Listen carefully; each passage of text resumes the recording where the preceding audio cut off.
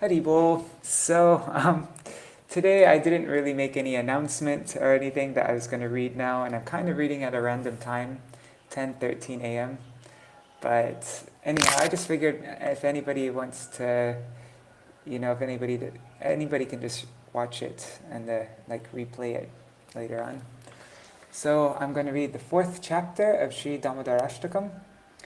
And I'm going to just go through it a little bit quickly because I don't have so much time. So I'll just start little Jaidwani and then we can read. Jai Shishi Guru Gurangandharvika Giridhari Shishi Radha Vinod Bihari Ju Ki Jai.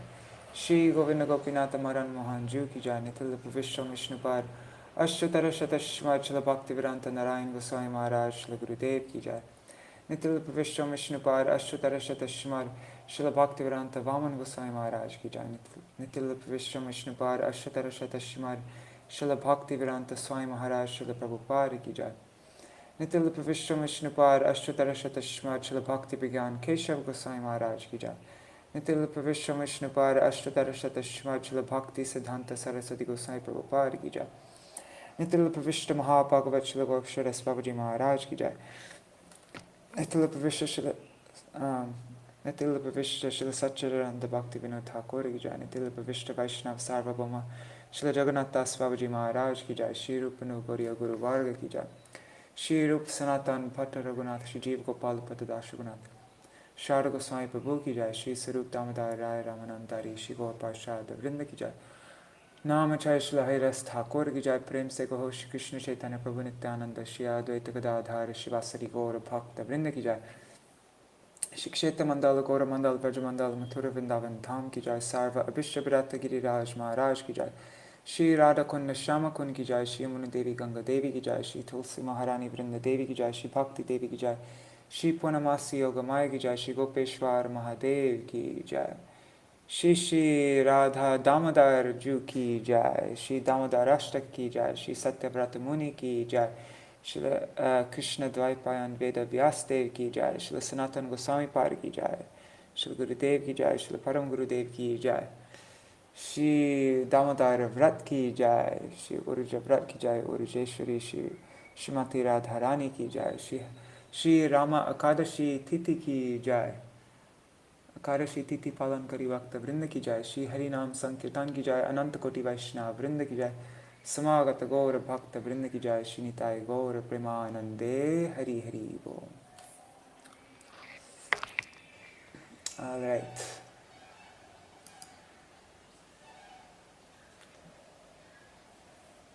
Let me make this full screen. 1 second. I'm just setting this up.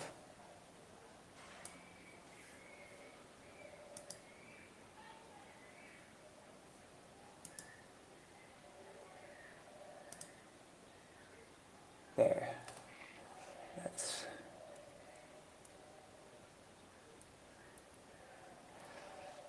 So I'm not gonna, or maybe should we just quickly read? Okay, fine. I'm just gonna quickly read. I'm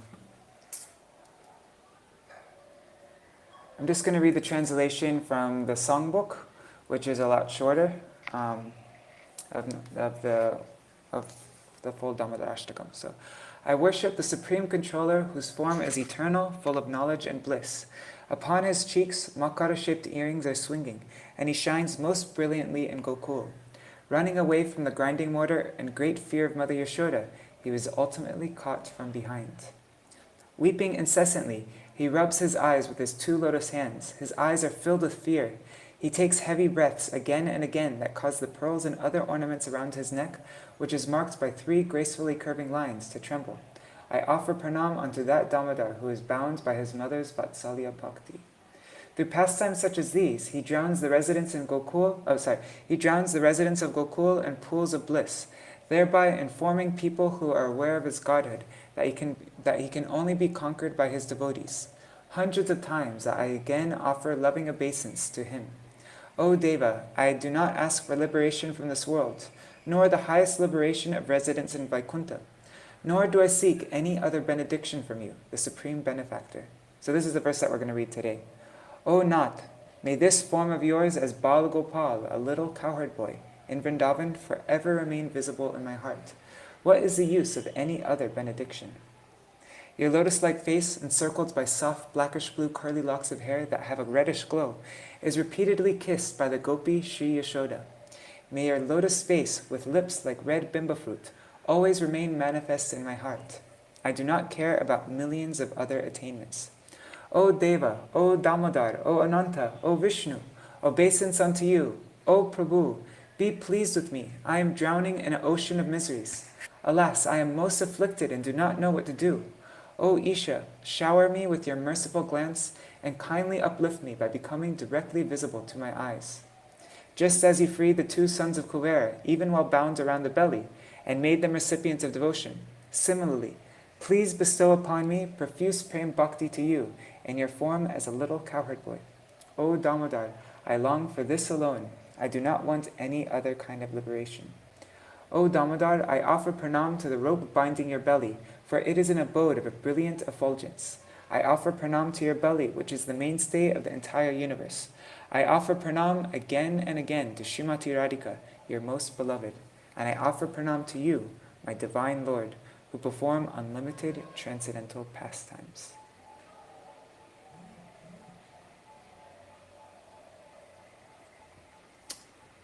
All right. Oops, 1 second. All right.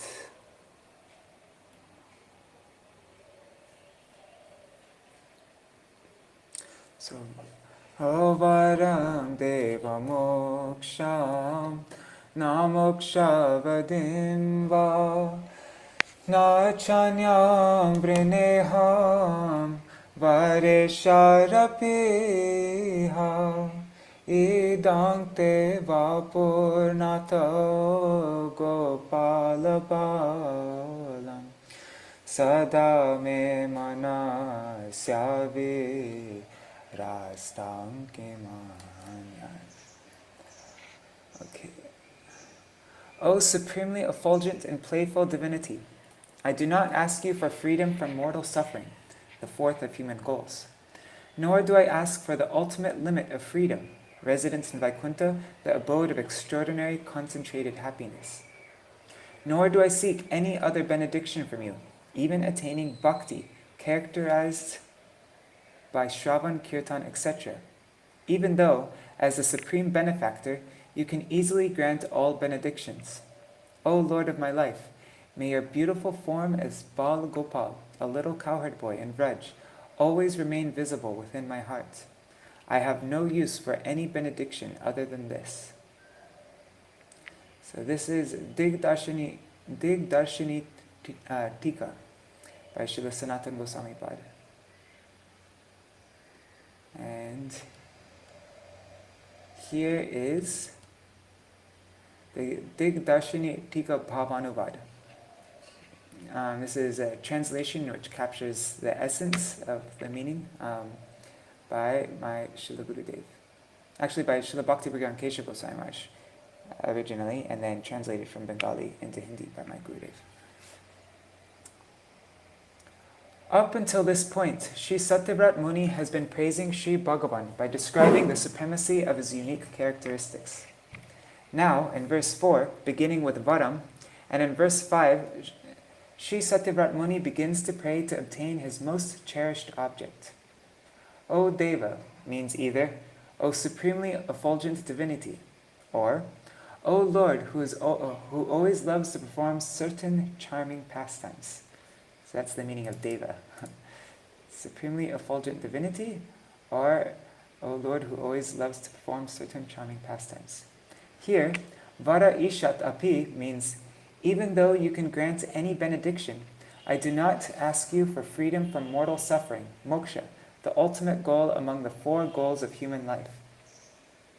Beyond the attainment of ordinary moksha is the attainment of the utmost limit of moksha, residence in your transcendental abode, Sri Vaikuntha Loka. That abode is comprised of unending concentrated bliss. I do not even ask you for residence in Vaikuntha, nor do I ask for anyancha. The words anyam cha, others also, can be understood to mean either the other benediction attained by performing the celebrated ninefold system of devotional service, Navada Bhakti, beginning with the process of Shravanam, hearing about the personality of Godhead, or simply any other attainment generally considered worth asking for or considered superior by others. However, considering the word iha in this place, the meaning is, because I am in Vrindavan, I do not have the slightest desire to accept all these benedictions. And then there's a footnote translated from the Bengali edition of Dāmodarāṣṭakam. So this is Srila Bhakti Pragyan Keshav Goswami Maharaj, my Param Gurudev. So at the end of the Digdarshini Tika of verse 3, it was said, among the limbs of bhakti, which were required for all devotees, I only pray to perform one special limb of bhakti, vandana, or expressing my adoration for Śrī Bhagavan. I do not pray for knowledge of Śrī Bhagavan's opulence or anything else. Now, in this stanza, it has been said that even the above-mentioned limbs of bhakti, such as Shravan, Kirtan, Vandana, and so forth, are also not desirable. The meaning is that, from the perspective of graduated excellence, the spurti of Śrī Bhagavan's beautiful form within the heart, as revealed only in Vrindavan, is a superior sadhya, a superior goal.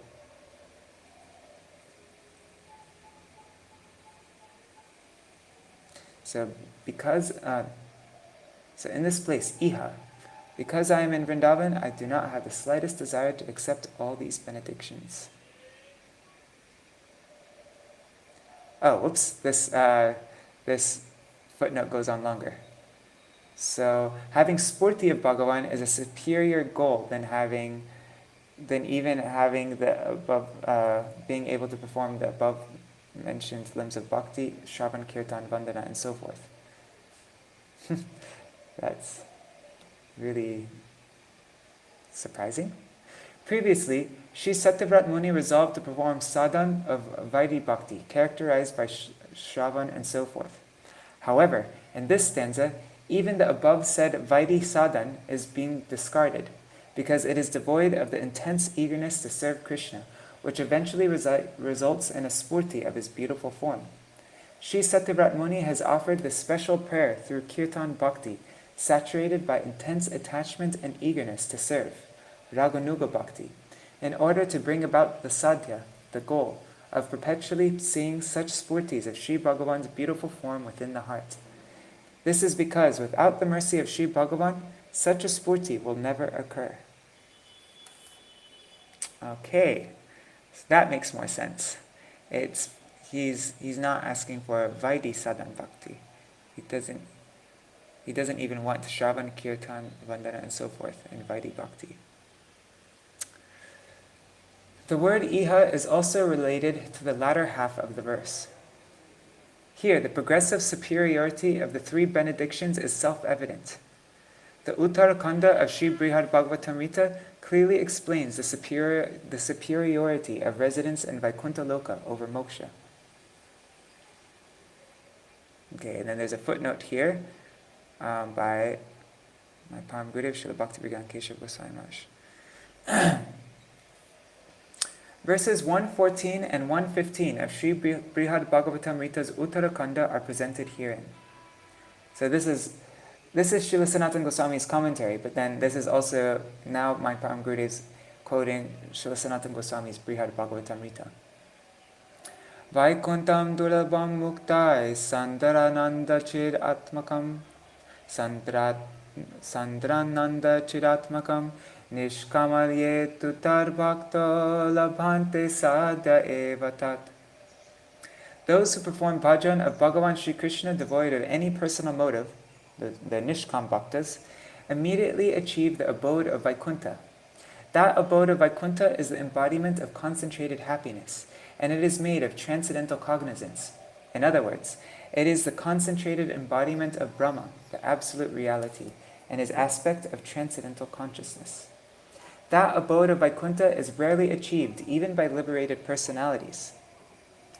The deep meaning here is that those who propound oneness with the Absolute and arrogantly regard themselves as liberated souls can never attain that abode.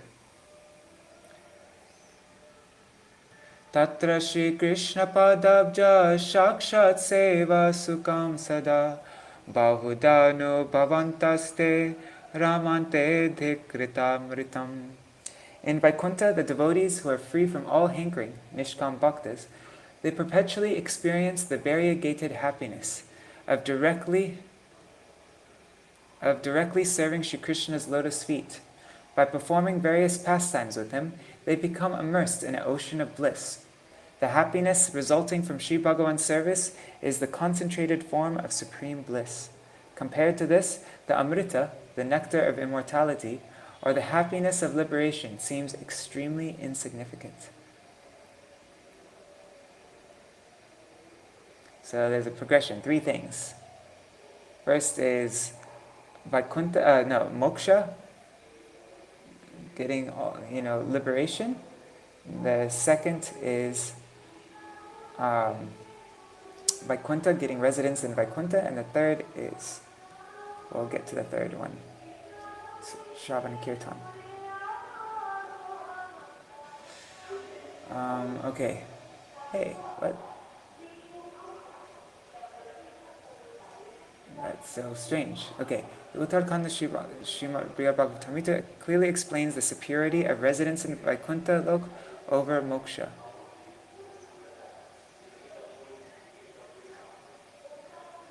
Okay.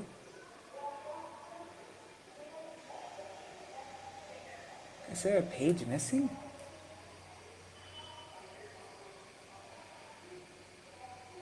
See, look, it ends here. The Uttarakhanda Srimad Bhagavatamrita over moksha, and now all of a sudden it's starting in the middle of a sentence. Oh my... yeah, I'm so confused. What page is this? That's page 80, and this is page 79. Well, I am so confused. Anyhow, doesn't matter.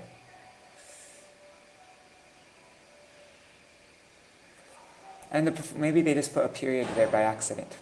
I think that's what happened. Okay. So, the Uttarakhanda of Srimad, maybe that's supposed to be a comma or something. So the Uttarakhanda of Srimad Bhagavatam clearly explains the superiority of residence in Vaikuntha Loka over moksha, and the performance of Navada Bhakti, the celebrated ninefold system of devotional service beginning with Shravanam, is even superior to that. Even superior to residence in Vaikuntha. This is also described in the following verse from Srimad Bhagavatam. Kamam bhavasva vrijiner nirayeshu nastach cheto livar yadinute padayo rameta vachas chanastulasivar yaditengri shobha Puryetate gunaganar narandra. Srimad Bhagavatam 3:15-49. Shri Sanat Kumar and the other Kumars prayed, O Lord, if because of the offense we made by cursing your devotees Jai and Vijay, we have to take birth in an extremely condemned species or even in hell, no harm, as long as our hearts and minds, like bees, are immersed in relishing the sweetness of serving your lotus feet. Our words are made beautiful by glorifying you, just as tulasi leaves are beautified when they are offered at your lotus feet. And our ears are eternally filled with descriptions of your transcendental qualities. So as long as our hearts and minds are like engaged in that way, then we do not care about where we take birth. In other words, may we eternally have the fortune of hearing, Shravan, and singing, Kirtan, about you.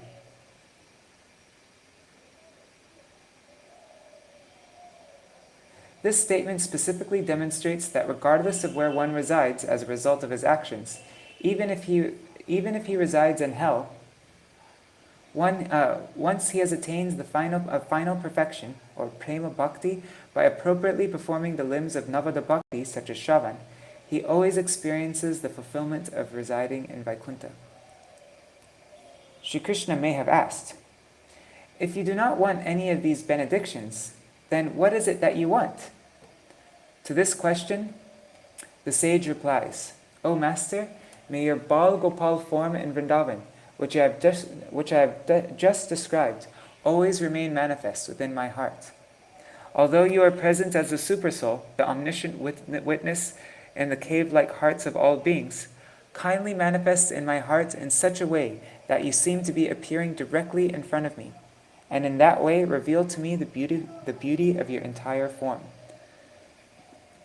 As though Śrī Krishna is personally addressing his devotee, he speaks thus: Aho, liberation, residence in Vaikuntha, and eligibility to engage in Navada Bhakti are also exceedingly wonderful and rare benedictions. Why not accept them as well?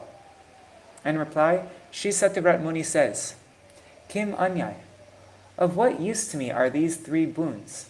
In other words, Śrī Satyavrat Muni says, although these attainments are eagerly sought after by others, they are of no use to me. Śrī Krishna is the essence of all bliss. If one attains him, then everything has been attained. However, the result of obtaining something as insignificant as liberation, instead of one's most cherished form of Śrī Krishna, is only intense sorrow. It is for this reason that Śrī Satyavrat Muni has implied that all other benedictions are of no use.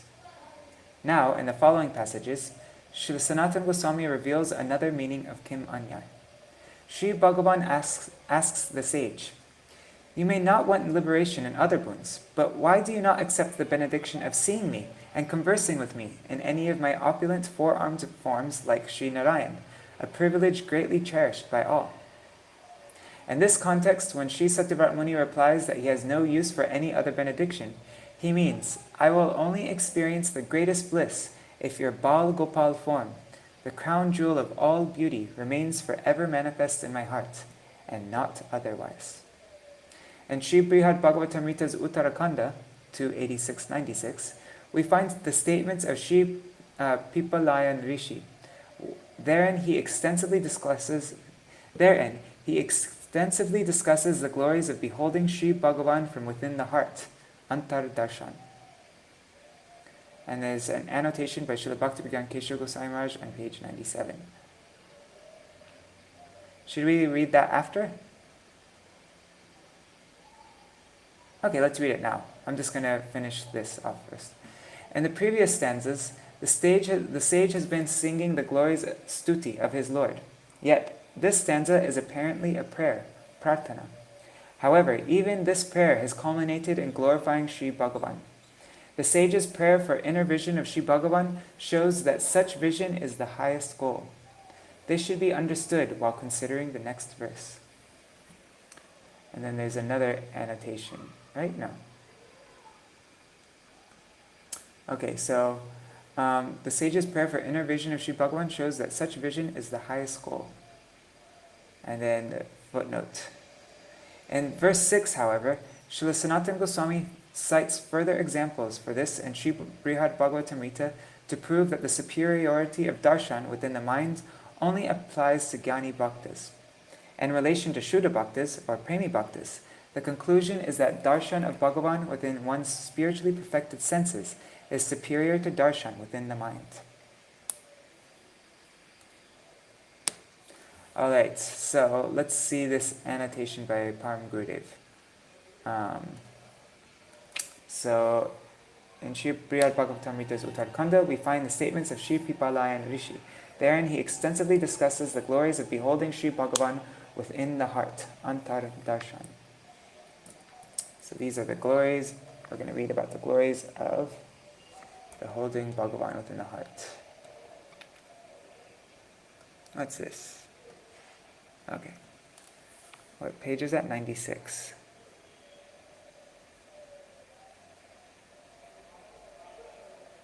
Oh, it's long. Okay. Annotation by Srila Bhaktivedanta Keshav Goswami Maharaj from the footnote on page 81. Verses 286 through 296 of Sri Brihad Bhagavatamrita's Uttarakanda are presented herein. I'm not going to read all the Sanskrit, just because it'll take too long. So, the son of Rishabdev, Sri Pipalayan Rishi, said to Gopakumar, why do you want to leave Tapaloka and go elsewhere? The best of exalted yogis, the unadulterated celibates, reside here. And why are you wandering to various places trying to see the Supreme Lord Shri Krishna, who is beyond the grasp of the eyes and other senses with your eyes? With your eyes. Yeah, okay. So why are you trying to see Shri Krishna, who is beyond the senses of the eyes with your eyes? Fix your minds within meditation, samadhi, and you will naturally see Bhagavan. Although Swayam Bhagavan, the original Supreme Lord, resides everywhere, within and without, by the potency of samadhi, you will always see him as he is, directly present before you. You'll always see him as you'll always see him as if he is directly present before you, if you see him in samadhi. Vasudeva is Paramatma, the Supersoul, the presiding deity of the heart. He only reveals himself in a heart that has been completely purified by Vishuddha Sattva, and nowhere else. In other words, because he is Sat Chidananda Vigraha, the embodiment of pure existence, cognizance, and bliss, he does not manifest before the eyes and other senses. In other words, it is not possible to comprehend him with the external senses, because he manifests of his own accord and is unlimited. Shri Gopakumar could argue, perceiving Shri Bhagavan in the heart is only meditation. It cannot be considered the same as taking darshan of him with one's eyes. To see him with my eyes, I must leave this tapaloka and go elsewhere. In response, Shri Pipalayan Rishi speaks the following verse. Furthermore, direct vision of Shri Hari with one's eyes, darshan, is in fact also accomplished by the mind alone. When Shri Bhagavan reveals himself within someone's heart, their mind becomes completely absorbed in him, and they can think of nothing else. Consequently, they feel that they are perceiving him directly with their eyes. In case someone argues, I agree with this, but it is still more pleasurable to see Shri Bhagavan with one's eyes. Then Shri Pipalayan Rishi makes the following assertion. If joy arises in the minds, then it is not only the eyes that are pleased, rather all the senses become pleased. This is because the happiness of all the senses rests in the happiness of the mind. Moreover, the actions of speech, eyes, ears, and other senses rest in the actions of the mind. In other words, unless the mind grasps form, taste, and other sense objects, the senses will fail to independently experience them. Without the mind's steady activity, the functions of all the senses are futile. Even if the senses do not contact their respective objects of enjoyment, they have no effect. This is because the embodied soul cannot experience anything without the mind's involvement. Therefore, actual darshan of Shri Bhagavan occurs within the heart when its disposition is completely pure. Vishuddha Chitta Vritti Vasana. Whoa, triple T. Direct darshan of him with the eyes is not real darshan, because he is beyond the perception of the senses. That's a mistake, by the way. Although this may be so, we hear that Shri Dhruva and Shri Prahlad have seen Shri Bhagavan with their eyes. What was that? In response, Shri Pipalayan Rishi gives the following explanation. It is true that Shri Bhagavan possesses qualities such as Bhakta Vatsalya, affection for his devotees, and on occasion he may make himself visible to someone's external eyes. But such an incident is occasional and not a standard occurrence or rule. It is really their consciousness that enables this vision, not their physical eyes. This is because the senses, being limited, cannot perceive something unlimited. Seeing Shri Bhagavan with the eyes Seeing Shri Bhagavan with the eyes is of such repute because when the living entity sees Shri Bhagavan within the heart, which has become resplendent with Vishuddha Sattva, supremely pure spiritual existence, he proudly assumes that he has seen Bhagavan with his eyes. In reality, however, he has not. Someone may say that by his mere mercy potency, his Karunya Shakti, Shri Bhagavan sometimes becomes visible to the living entity's external eyes. Since he possesses all potency, what is not possible for him? Although this may be so, the bliss of that darshan is found only in the heart or the mind. Even after Shri Bhagavan disappears, the bliss of his darshan continues to play in one's heart, resulting in experience of many further visions there. Although the eyes have seen the Lord, the vision culminates in the mind.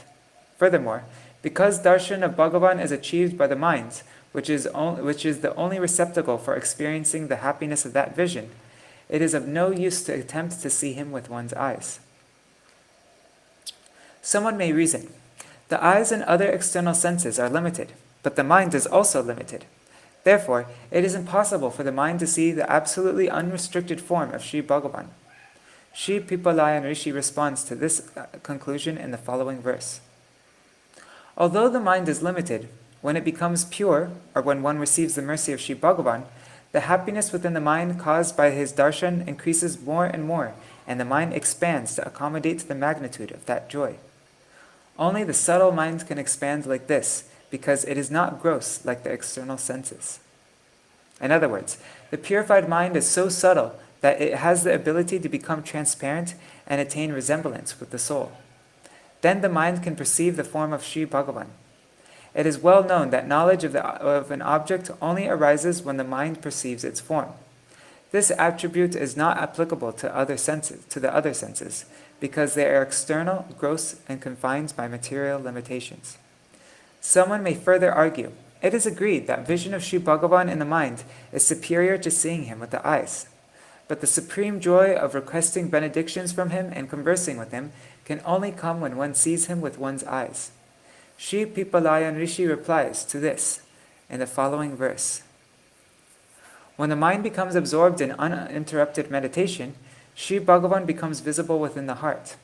That vision is just like direct vision with the eyes. Only then the all-potent Lord becomes pleased and bestows special mercy upon the Jnani Bhaktas in different ways, like granting them boons. The evidence of this is Śrī Bhagavan's behavior toward the first created being, the lotus-born Lord Brahma himself.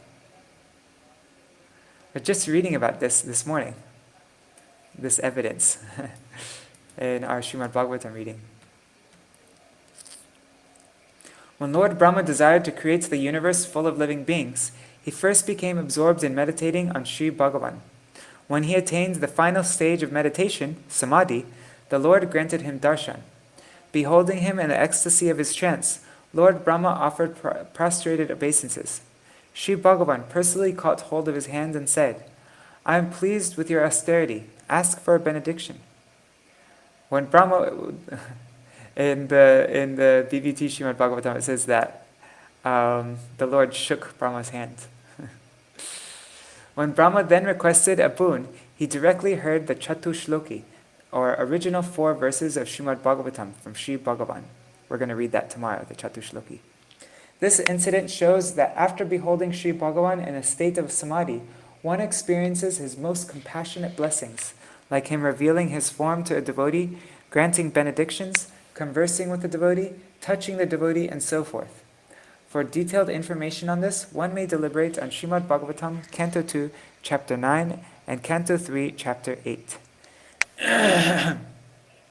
All right, so that was my Param Gurudev Srila Bhaktivedanta Keshav Goswami Maharaj's annotation.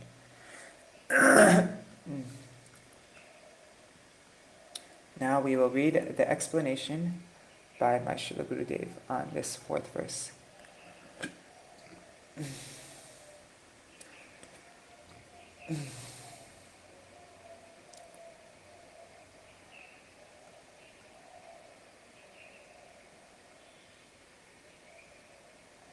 Okay. I got the hiccups. I think I have to drink some water. Otherwise I'm going to be hiccuping this whole time.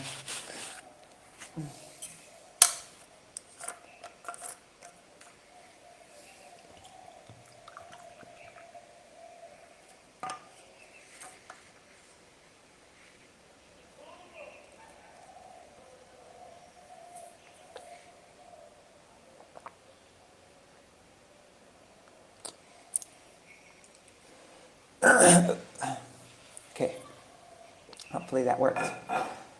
Up to now, Sri Satyavrat Muni, so this is the Digdarshini Vritti by my Srila Gurudev. Up until now, Sri Satyavrat Muni has been describing the sweet pastimes of Sri Krishna, and specifically the pastimes characterized by Vatsalya Ras. Consequently, his heart has been melting. Dang it. Oh man, I hope these hiccups don't last. Consequently, his heart has been melting and he is becoming fully absorbed in them. Ah, dang it. Sorry, guys. This is embarrassing.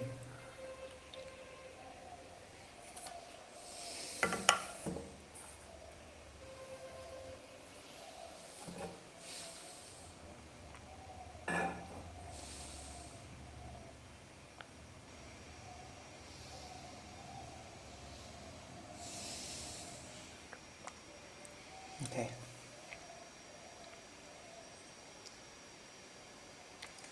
Okay, so consequently, his heart has been melting and he's becoming fully absorbed in them, in these pastimes characterized by Vatsalya Ras. Shri Krishna is not especially pleased with the prayers offered by Lord Brahma or the other demigods. On the other hand, if one sings about the pastimes of Shri Krishna's devotees, and especially about the pastimes of the Vrajavasis, then Shri Krishna will not only be pleased, but he'll even be controlled by them. Shri Satyavrat Muni then prayed, "O Damodar, your mother has so much affection for you, and above all others, you are by far her favorite. She is the very embodiment of boundless Vatsalya Prem for you. With profound motherly affection, she cares for you and nurtures you, considering you to be her dependent child.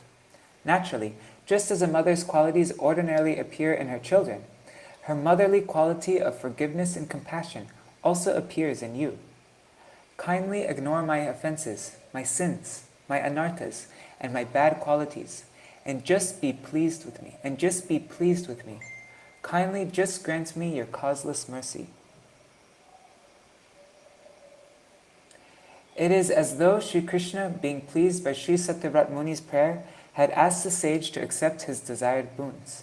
And now, in the beginning of this stanza, the sage says, "Varam deva moksham na moksha vadim va." I do not want liberation or even the utmost limit of freedom, residence in Vaikuntha Loka, nor have I any need for other such benedictions. Shri Satyavrat Muni prays, "O Bhagavan, you are the original Lord of all lords and the source of everything. Therefore, you are capable of granting all benedictions. Nothing is impossible for you. Although liberation is the cherished attainment of one who has realized the temporary nature of worldly existence and has consequently become detached, I have no need for the benediction of attaining liberation."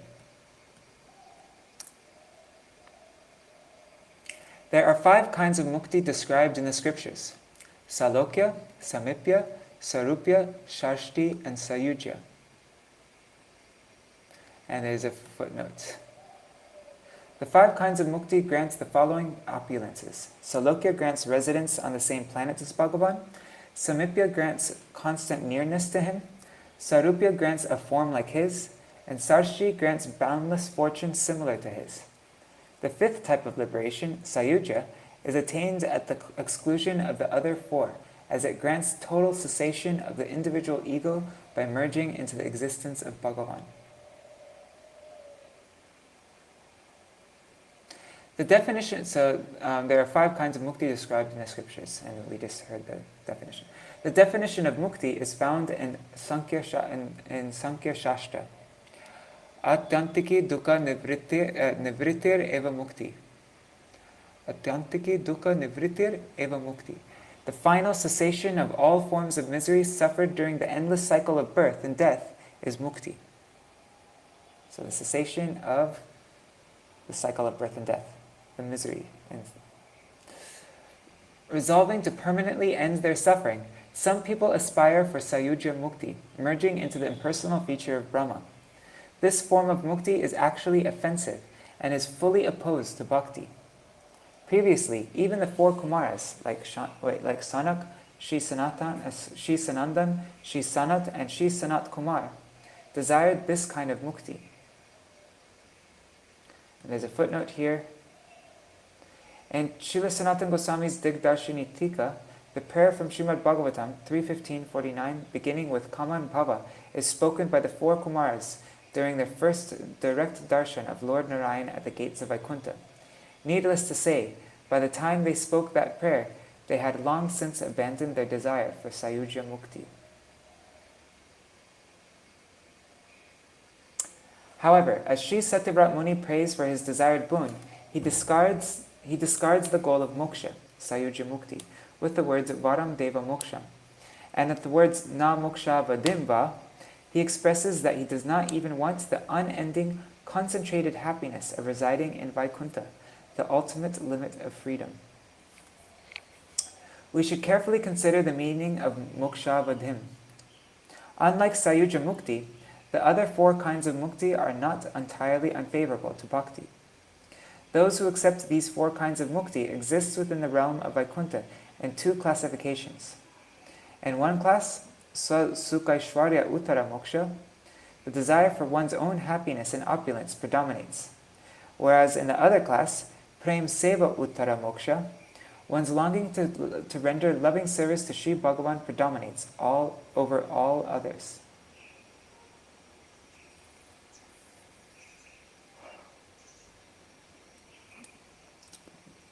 Okay, so let's this Salokya, Samipya, Sarupya, and Shashti is classified in 2 ways. Swasukaishvarya Uttara Moksha and Prema Seva Uttara Moksha, where one's own happiness predominates and where loving or rendering loving service predominates.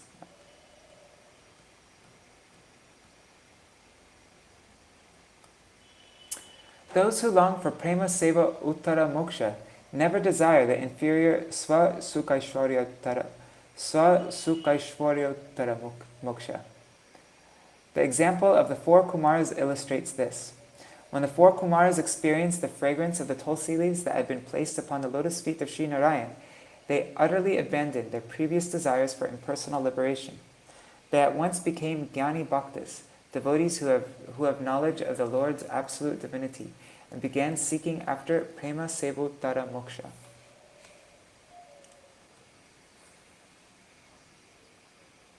Okay, next topic. Shuddha Bhaktas, however, have one pointed attachment for the loving service of Sri Krishna. They do not even aspire for Prem Sevottara Moksha, wherein some desire for one's own happiness still remains. When Sri Bhagavan offers such one-pointed devotees either of these classes of moksha, they never accept. Therefore, in Srimad Bhagavatam 3.29.13, Sri Bhagavan says, I think it's Kapila, right? Kapila says, Diyamanam nagrimnanti vina mat sevanam jana. A pure devotee never accepts any kind of moksha, even if I personally offer it to him. The unalloyed devotee's only desire is to engage in loving service to Sri Bhagavan. In the history of Vritrasura, narrated in Srimad Bhagavatam, Vritrasura rejected all varieties of moksha and prayed to be able to render service to the lotus feet of Sri Bhagavan. These verses are extremely special.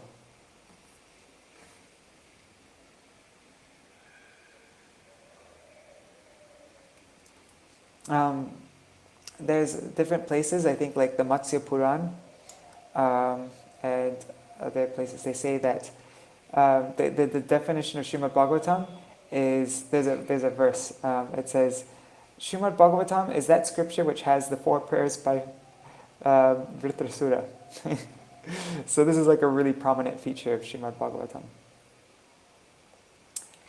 Nanaka prishtam nacha parameshtam na sarvabhaumam narasadhipatam na yoga siddhir apunarbhavamba samanjasatva virahaya kankshe. Srimad Bhagavatam 6:11-25. O ocean of all good fortune, apart from serving your lotus feet, I do not wish for anything. I do not wish to obtain the summit of heaven, Dhruvaloka, the Vaikuntha planet situated in the zenith of the material cosmos, nor the highest seat of power within the universe, the seat of Lord Brahma. Nor have I any desire for sovereignty over all the earth, nor sovereignty of all the planets down to Rasatal, which are flooding with sense enjoyment. I do not long for mastery over all the yoga siddhis, nor even for the ends of repeated birth and death, moksha. In the same way, Śrī Satyavrat Muni is not even asking for a boon related to In the same way, Śrī Satyavrat Muni is not even asking for a boon related to the utmost limit of moksha, residence in Vaikuntha.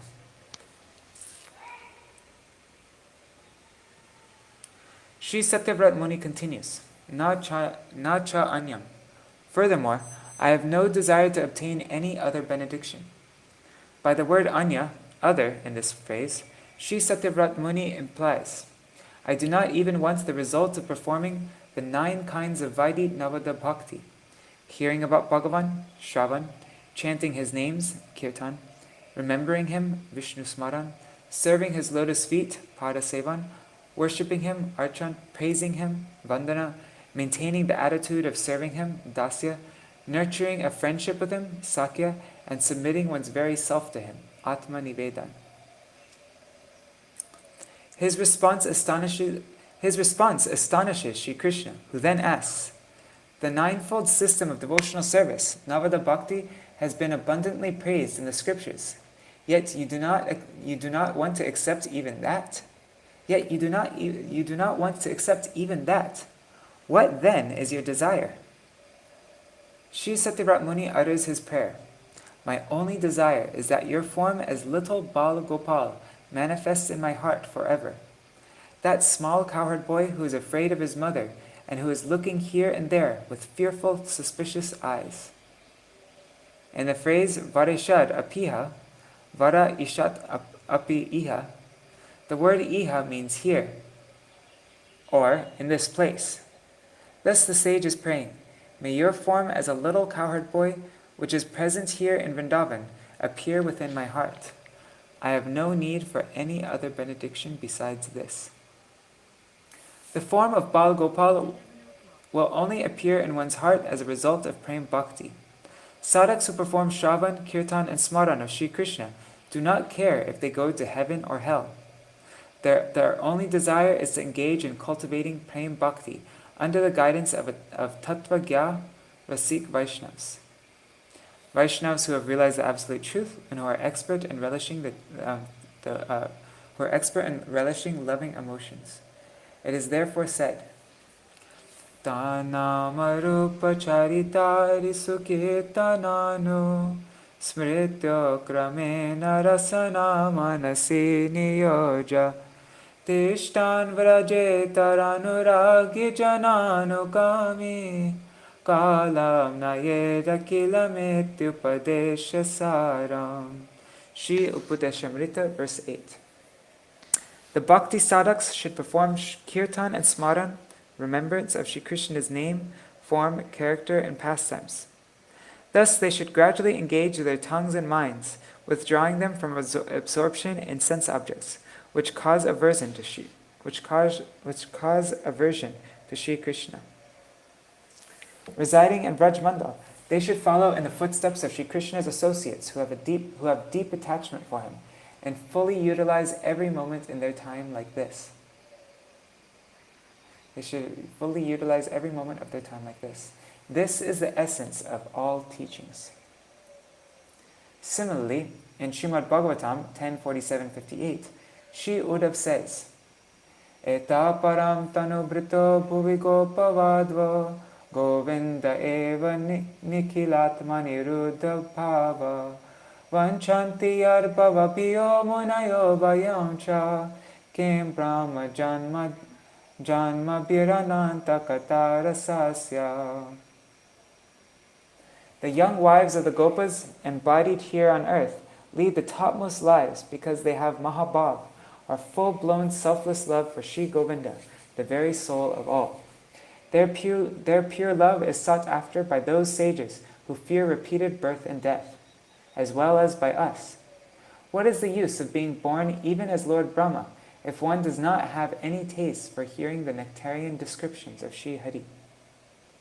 Vritrasura also prays that he may gain the association of the Vaishnavas and cultivate Prem Bhakti under their guidance. So these are, remember the prayers that I was mentioning before, that this is the next one. Mamottama shloka janeshu sakyam Sangsara chakre brahmata swakarmibhi Tvanmayayatmatmajadaragihe sakta chittasya nanata bhuyat. Srimad Bhagavatam 6:11-27. O Master of my life, I am not seeking liberation.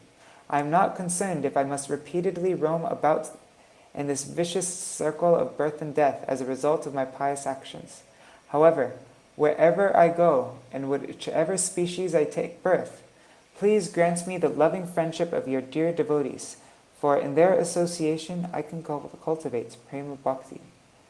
My Lord, I only pray that I will not have to mingle with those who, bewildered by your illusory potency, are always attached to their bodies, homes, children, families, and so on.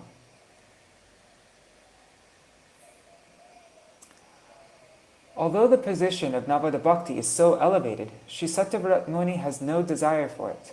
Why? Srila Sanatana Goswami reconciles this wonder. He explains that the fruit of one's practice of Navada Bhakti depends on the nature of one's practice. When the 9 limbs of Bhakti are performed according to Vaidhi-marg, the path of strict adherence to scriptural regulations based on fear, they enable the sadhak to attain Vaikuntha. On the other hand, when the same limbs of Bhakti are performed in Rag-marg, the path of spontaneous love, they enable the sadhak to reach the abode of Vrindavan, where they attain loving service to Sri Krishna. It is important to carefully understand the meaning of rag. Raga is defined as one's attraction to an object. If the soul's inherent capacity to be attracted is directed towards Sri Krishna, if he becomes the exclusive object of that attraction, it is called Ragatmika Bhakti. Srila Rupa Goswami Pad has defined Ragatmika Bhakti in the following verse. Ishte swarasiki raga paramavishtita bhavet tanmayi yar bhavar bhakti satra ragatmiko dita. Raga is the unquenchable loving thirst for one's object of affection that in turn gives rise to spontaneous and intense absorption in that object. Devotion that is performed with such rag is known as Ragatmika Bhakti. Spontaneous, intense absorption in the object of one's love is referred to as rag.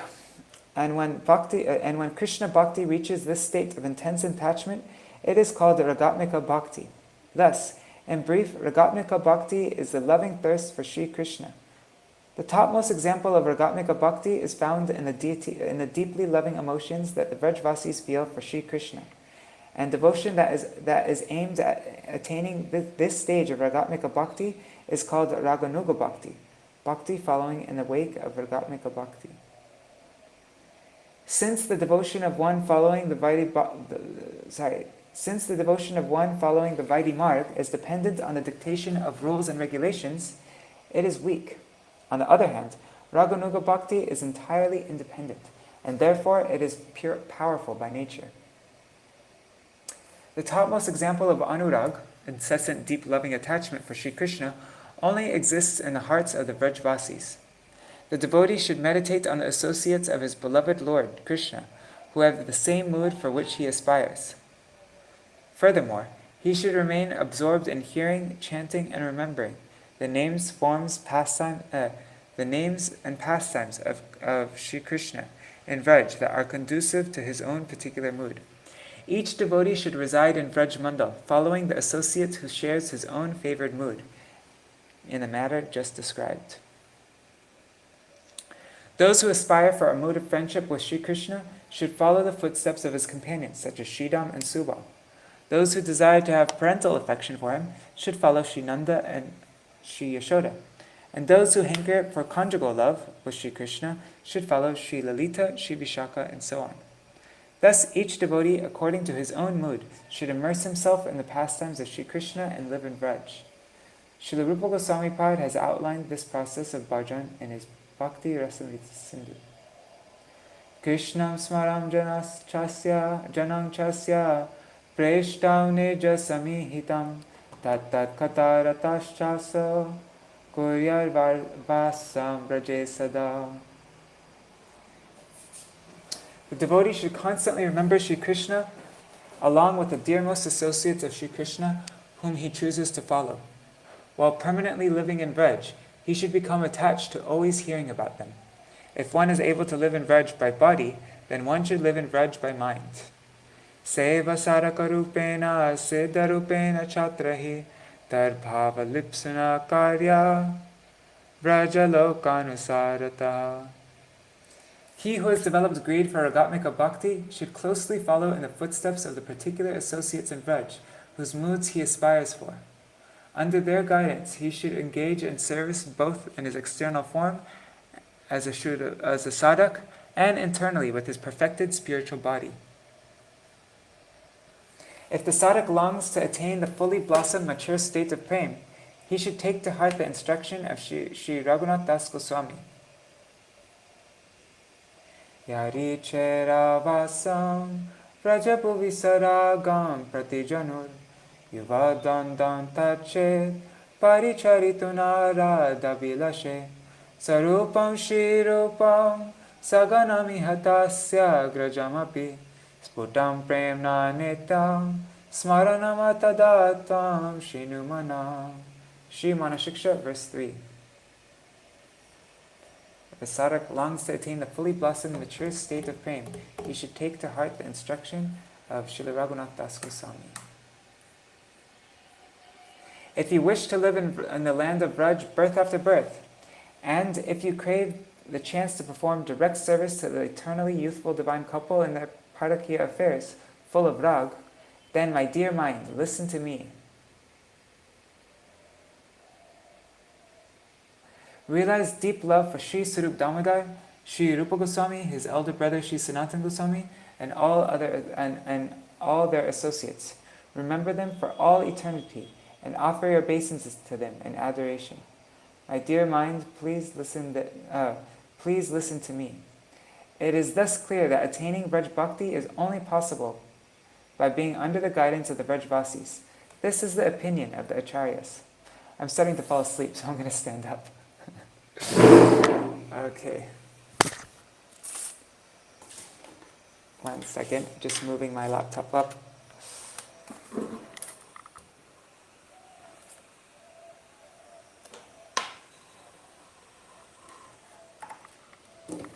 Okay, now I'm standing. Now I won't fall asleep.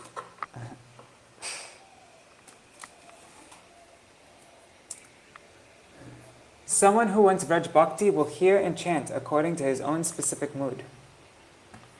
The following mantra, for example, enables devotees of all moods to relish the names especially dear to them. According to their specific ras, devotees will cherish one name in particular with this mantra. Shri Krishna Gopala Hare Mukunda Govinda He Nanda Kishara Krishna Shri Yashoda Tanaya Prasida Shri Balaviji Vanaradikesha. Shri Brihad Bhagavatamrita 247. Shri Krishna, Gopal, Hari, Mukunda, Govinda, O youthful son of Nanda, O darling of Shri Yashoda, be pleased with me, O life of the gopis, O master of Shri Radhika. So see, there's a gradation here. It goes higher, higher, higher, higher until the topmost name, Radhikesha. So one should engage in Shravanam and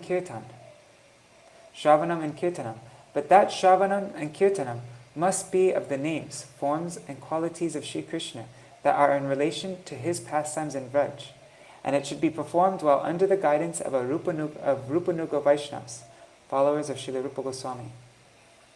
Bal Gopal, Yashoda's darling son in Vraj, can only be attained by this process.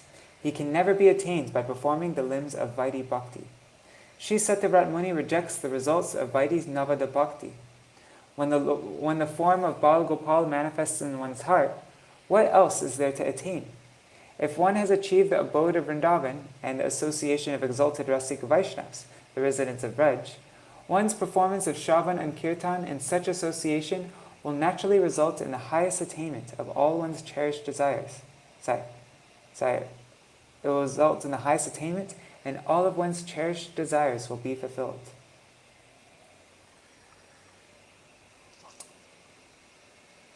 Srila Haridas Thakur chanted 300,000 holy names every day. Consequently, Sri Chaitanya Mahaprabhu himself awarded him the title Nama Acharya, the most exemplary teacher of chanting the holy name. Although Srila Rupa Goswami, Srila Sanatana Goswami, and Sri Das Goswami also performed bhajan, it is not written anywhere that they regularly chanted this many holy names. Srila Haridas Thakur's chanting and the chanting of the Goswamis each has their own unique speciality. What would Srila Gurudev say? He would say that, never mind. In a similar sense, the descriptions of the love exhibited by Lakshmi Devi and the love exhibited by Srimati Radhika by Srivas Pandit, the crown jewel of the devotees and Mahaprabhu's intimate associate. So, the love exhibited by Lakshmi Devi and the love exhibited by Srimati Radhika, by Srivas Pandit, and by Sri Śrī Dāmodarāṣṭakam respectively, each have their own unique specialities. At the time of the Rath Yatra festival, Srivas Pandit tried to establish the glories of Lakshmi Devi's love for the Lord. But in response, Sri Śrī Dāmodarāṣṭakam established the supremacy of the love of his own Swamini, Srimati Radhika. It is also seen that when Pradyumna Mishra came to Jagannath Puri, Sriman Mahaprabhu sent him to hear Krishna Katha from Sri Rai Ramananda, not from Srila Haridas Thakur, even though he was present in Puri at the same time.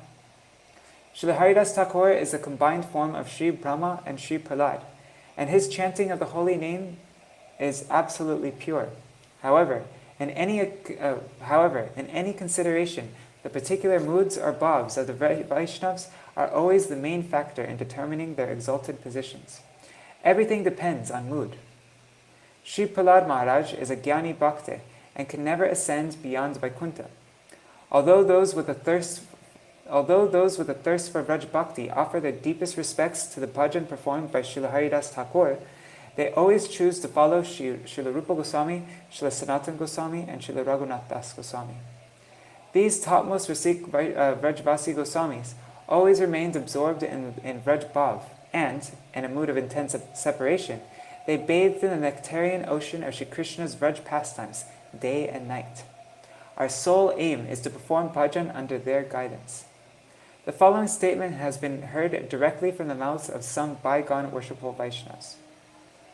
Bahiranga loya kore nama sankirtan, antaranga loya kore prema aswadan.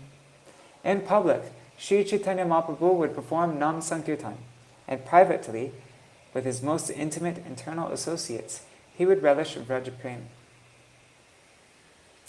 In the Gambhira, Sriman Mahaprabhu would relish Vraj Ras exclusively with Sri Swarup Damodar and Sri Rai Ramananda. These two most intimate associates of his would recite verses and songs according to his internal moods. Ai dina dayardhanata he, mathura natakadavalokya se, hridayam tvar aloka kataram, daita brahmyati kim karomyaham. Srila Madhavendra Puri, quoted from Sri Padyavali 334. O Master, your heart always melts because of your compassion for the destitute. O Lord of Mathura, when will I see you again?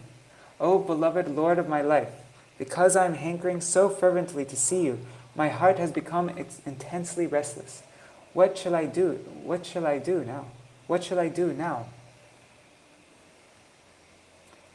He Deva, He Daita, He Bhuvanaika Bandhu, He Krishna, He Chapala, He Karunaika Sindhu, He Nata, He Rama, He Nata, He Ramana, He Nayana Abhirama, Ha Ha Kadano Bhavitasi Padam Drishor Me. Oops, the meter should have been He Deva, He Dayita, He Bhuvanaika Bandhu, He Krishna, He Chapala, He Karunaika Sindhu, He Nata, He Ramana, He Nayana Birama, Ha Ha Kadanu Bhavitasi Padam Bishwarme. Shri Krishna Karnamrita 40. O my worshipful Lord, O dearest one, you are the only friend of the entire universe.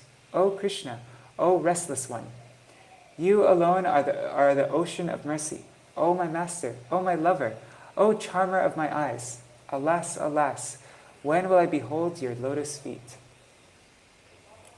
Only Sri Ramananda and Sri Śrī Dāmodar could understand the deep meanings of these verses, and only they could console Mahaprabhu when he was overwhelmed by the sharp pangs of his intense mood of separation from Krishna. In his commentary, Srila Sanatana Goswami Pad has certainly indicated the great importance and speciality of the moods of Raganuga Bhakti over those of Vaidhi Bhakti. The Rupanuga sadhak should remember that our Goswamis are all Radha Pakshiya. They all identify themselves as being part of the Sri Radha's intimate group.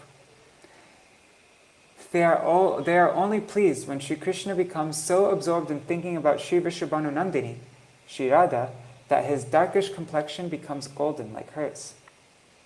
Radha chintani veshena yasya kantir vilopita Shri Krishna charanam bande Radha linkita vigraham.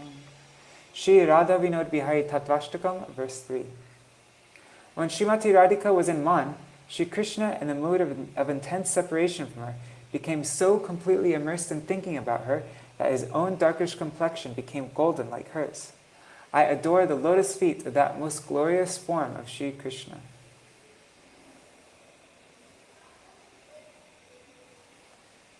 The sadhak should develop an intimate relationship with his guru.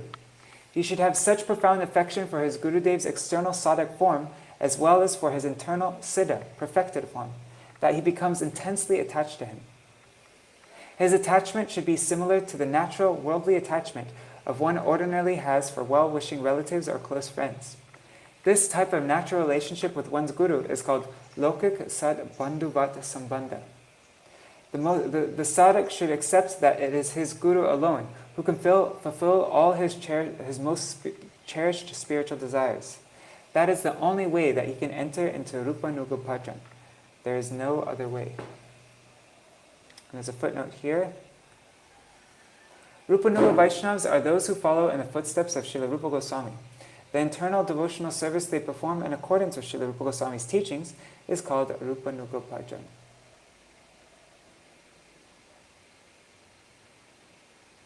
Where was I?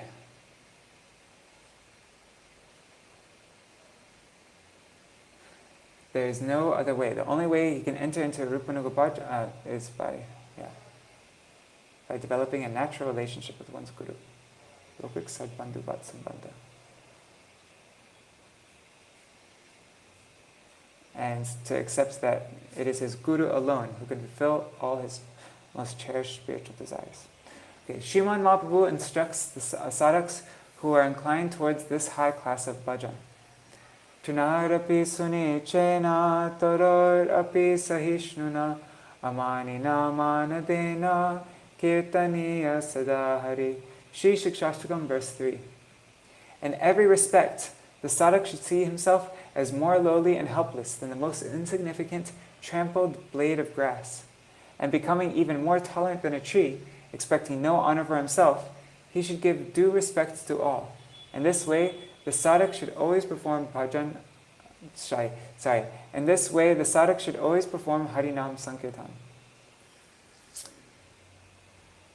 Just seeing how much is left. Okay, we're almost finished. During his pastimes in Dwarka, Sri Krishna himself exemplified this instruction of Sri Gaur Hari. And one incident in particular, his conduct exemplifies this instruction. That incident goes like this. Once, Durvasa Rishi appeared in Dwarka.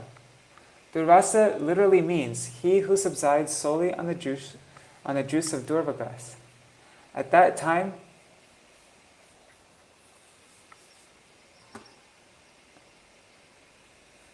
At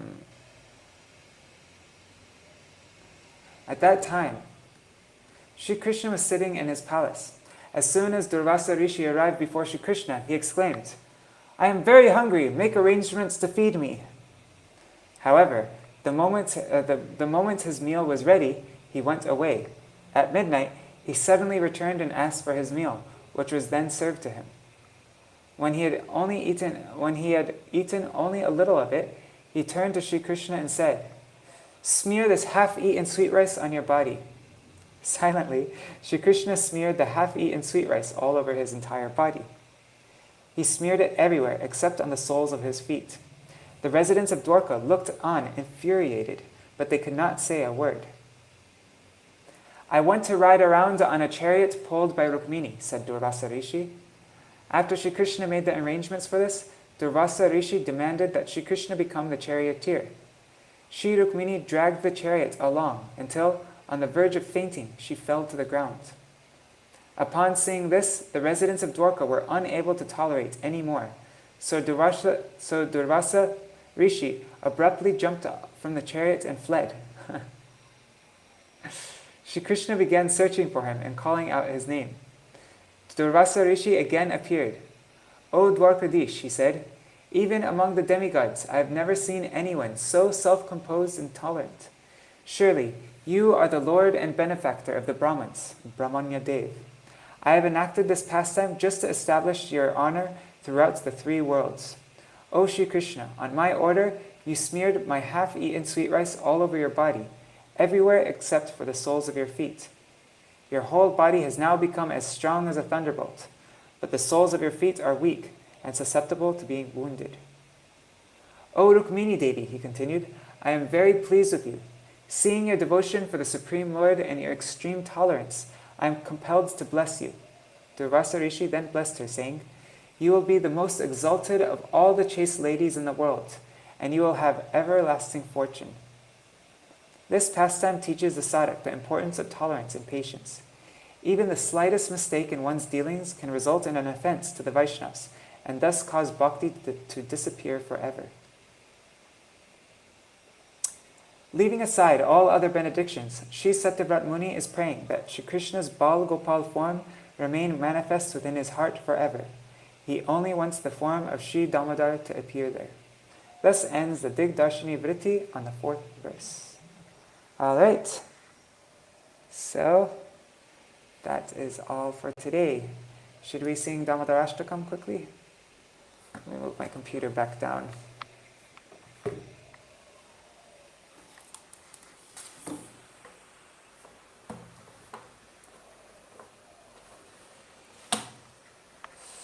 All right.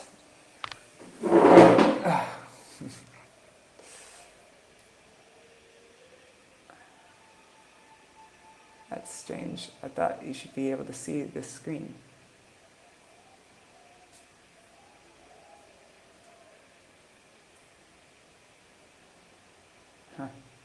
Anyhow, let me share this screen with you.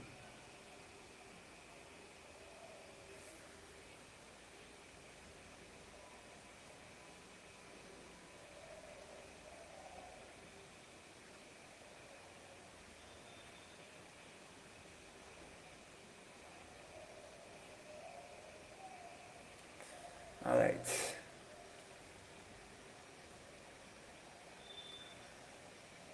Namamishwaram Sachiranandarupam Alasakundalam Gokule Praja Manam.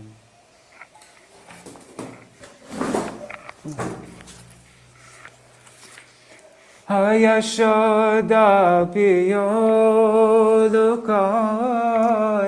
ladavamanam paramrishtamatan tatadrutagopa Namamishvara Sachirananda Rupam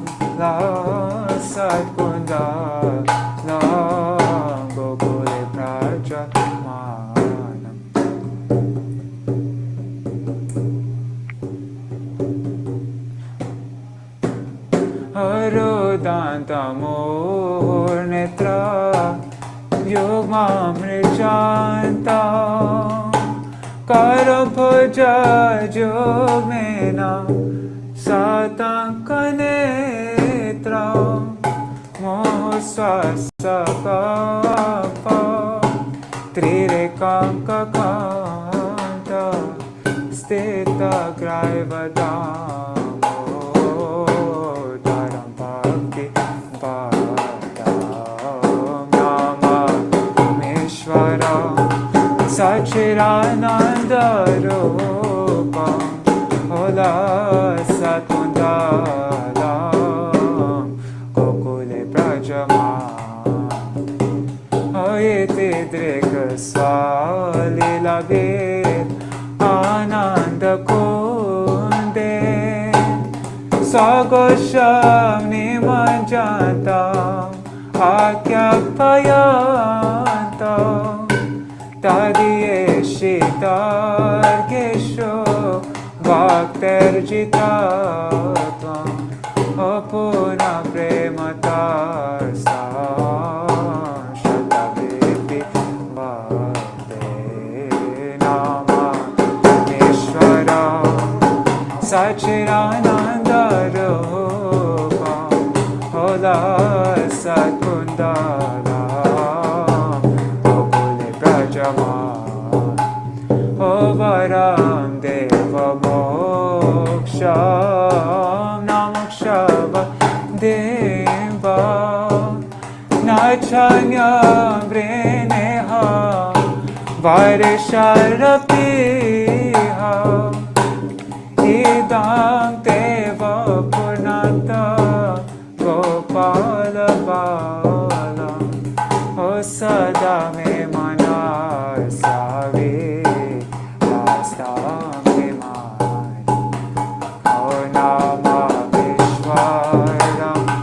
Sachirananda Rupam Hola Sakundalam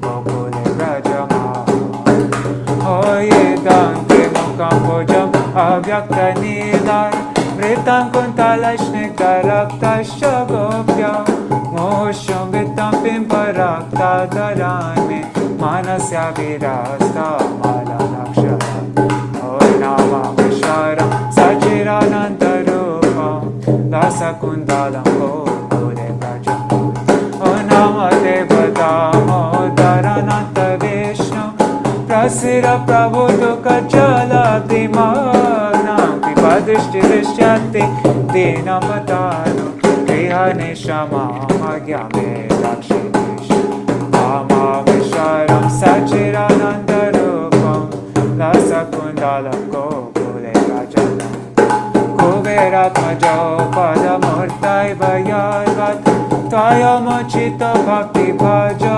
Kritocha Tata Prima Bhakti Sakame Prayacha Namokshe Graho Vesti Damodarāṣṭakam O Nama Visharam Sachirananda Rupam Dasakundalam Gokule Prajamam O Namaste Stutane Spuradeti Dame Kadiya Darayata Vishwasadame Namaradikaya Kadiya Priyaya Namaradikaya Kadiya Priyaya Namaradikaya Kadiya Priyaya Namaradikaya Kadiya Priyaya O Namanantale Devaya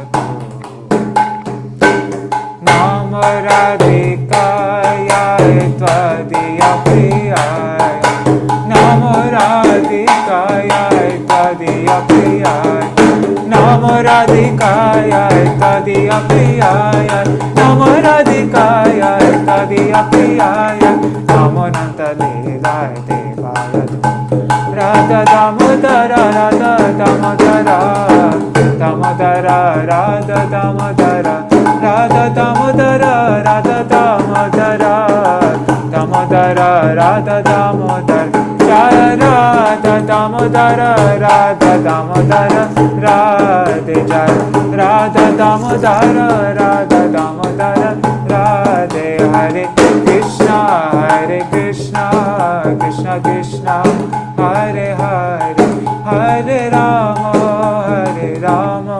Rama Rama Hare Hare Hare Krishna Krishna Krishna Hare Hare Hare Rama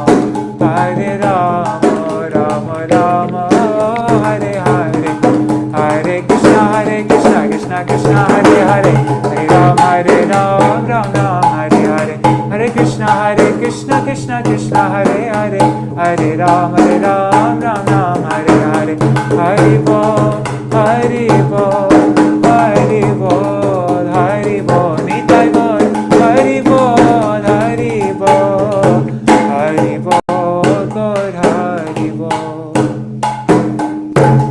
Jai Shri Shri Guru Gauranga Giridhari Shri Shri Radha Vinod Bihari Ju Ki Jai Shri Govinda Gopinath Maran Mohan Ju Ki Jai Nitya Pravishwa Mishnupar Ashtara Shatashmar Srila Bhaktivedanta Narayan Goswami Maharaj Srila Gurudeva Ki Jai Nitya Pravishwa Mishnupar Ashtara Shatashmar Srila Bhaktivedanta Vaman Goswami Maharaj Ki Jai Nitya Pravishwa Mishnupar Ashtara Shatashmar Srila Bhaktivedanta Swami Maharaj Srila Prabhupada Ki Jai Nitya Pravishwa Mishnupar Ashtara Shatashmar Srila Bhakti Vigyan Keshav Goswami Maharaj Ki Jai Nitya Pravishwa Mishnupar Ashtara Shatashmar Srila Bhakti Siddhanta Saraswati Goswami Prabhupada Ki Jai Nitya Pravishwa Mahabhagavat Srila Goksharas Babaji Maharaj Ki Jai Nitya Pravishwa Srila Satchidananda Bhakti Vinod Thakur Ki Jai Nitya Pravishwa Vaishnav Sarvabhauma Srila Jagannath Das Babaji Maharaj Ki Jai Shri Rupana Gauriya Guru Varga Ki Jai Shri Rup Sanatan Bhatta Raghunath Shri Jeev Gopal Patadash Raghunath Shar Goswami Prabhu Ki Jai Shri Sarup Damodar Rai Ramanandari Shri Gaur Parshad Vrinda Ki Jai Namacharya Shri Hairas Thakur Ki Jai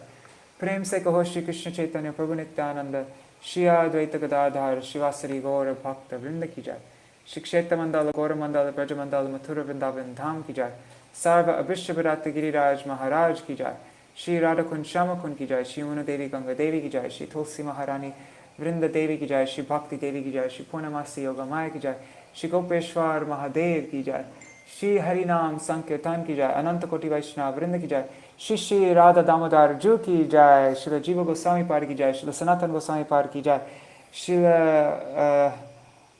Gurudev Ki Jai Shri Param Gurudev Ki Jai Shri Satyavrat Muni Ki Jai Shri Harinam Sankirtan Ki Jai Ananta Koti Vaishnava Vrinda Ki Jai Samagata Gaura Bhakta Vrinda Ki Jai Shri Nitai Gaura Premanande Hari Hari Bol Vrindai Tulsi Devai Priyai Keshavashacha Krishna Bhakti Pradadevi Satyavatai Namo Namaha Vancha Kalpataru Vyascha Kripa Sindhu Bhyaevacha Patitanam Pavanebhyo Vaishnavebhyo Namo Namaha Dandavat Pranams.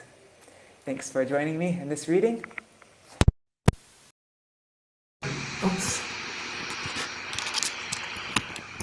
Would you like to have a darshan of our mutt? I'll give you, just picking up my laptop. My camera is not the best on my laptop, so hopefully the exposure isn't too much. 1 second. Yeah, it looks like it's too much exposure. It's not going to show up. Oh no, it was working. See, there is Shri Keshavji Gauriya Mutt and Shri Navadip Dham.